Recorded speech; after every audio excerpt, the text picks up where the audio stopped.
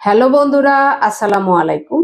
Papdi mushroom and agro ফার্মের পক্ষ থেকে সবাইকে শুভেচ্ছা। আশা করি সবাই ভালো আছেন। একজন নতুন উদ্যোক্তা জানতে চেয়েছেন যে পিন হেড কি এবং সেটা স্পুনে অথবা সিলিন্ডারে আলাদাভাবে হয় কিনা। পিন হেড আমার অনেকটা ভিডিওতেই বলে থাকি। আর যারা চিনেন তারা তো চিনেনই, যারা চিনেন না তাদের কাছে এটা হয়তো নতুন। পিন হেড মানেই এরকম দেখতে, অর্থাৎ আপনার সিলিন্ডার হোক আর স্পুন হোক, আপনার এরকম আরো ছোট আকারে বের হবে। এক পাশ থেকে হতে পারে, দুপাশ থেকে হতে পারে। এটা ধীরে বড় হবে, ধীরে ধীরে বড় হবে। যখন এই যে পাশে যে ছোট অংশ এরকম ছোট করে বের হয়, ধীরে ধীরে এটা বড় হয়।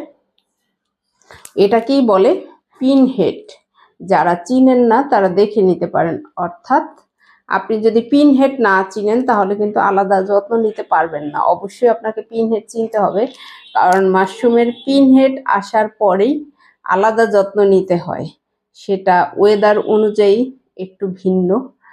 যদি শীতের দিন হয়, অনেক সময় ঝরে পড়ে যায়। ময়শ্চারাইজার ব্যালেন্স যদি না বুঝেন, ওয়েদারের ভারসাম্য যদি আপনি না বুঝেন, সেক্ষেত্রে হতে পারে পিন হেড আসবে কিন্তু মরে যাবে।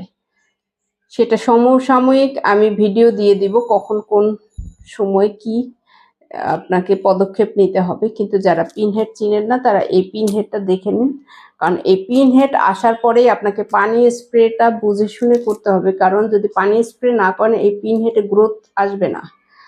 ফলন আসবে ঠিকই, কিন্তু পর্যাপ্ত পরিমাণে যতখানি গ্রোথ হওয়ার কথা ততখানি আসবে না।